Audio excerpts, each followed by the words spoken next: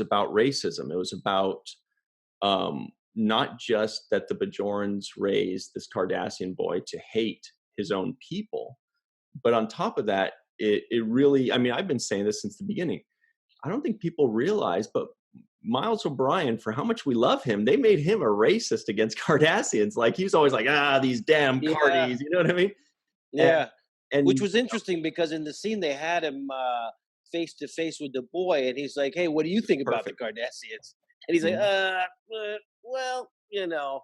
And I just was they should have flashed all the times that he was speaking about the Cardassians in the past episodes. A montage, like, let me think. What do I think about him?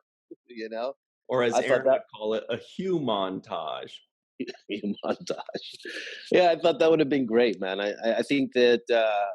You know, they touched on all of those issues, like you said, with race being one of the main factors, and you know, how do you raise a child, and what do you teach a child?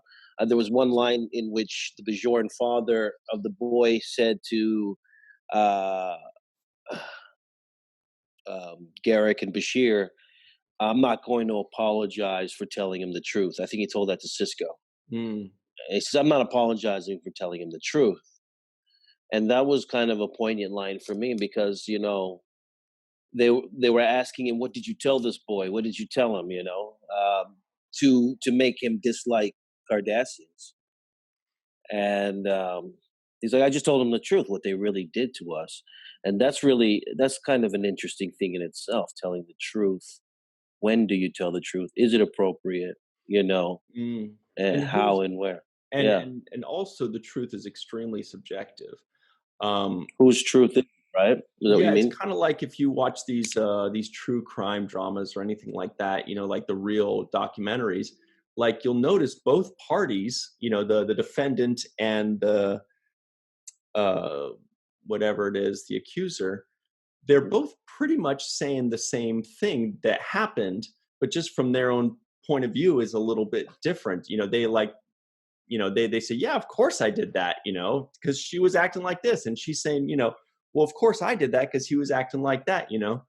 And as Garrick said, which was really important, he mentions that at the very, very end. He says something to the effect of, you know, I don't usually tell the truth because, you know, the truth is subjective. Let me see if I wrote that exact quote down. Yeah, that was one of the things that was popping up, is the truth. And, you know, I thought that Siddig did a great job. I think this was his best performance thus far, in my period, you know, estimation. I felt like his performance was really good. He played his subtle nuances in a way that was very believable. I like the interchange between him and Sisko and Ops when he interrupts Sisko to talk to Gul Dukat.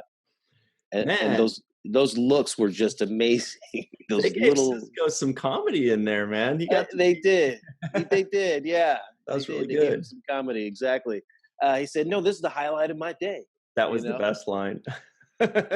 But don't make sure it doesn't happen again. I was saving that for a little later, but let's see. He says, you know, what did he say? Oh, he goes, "Don't apologize.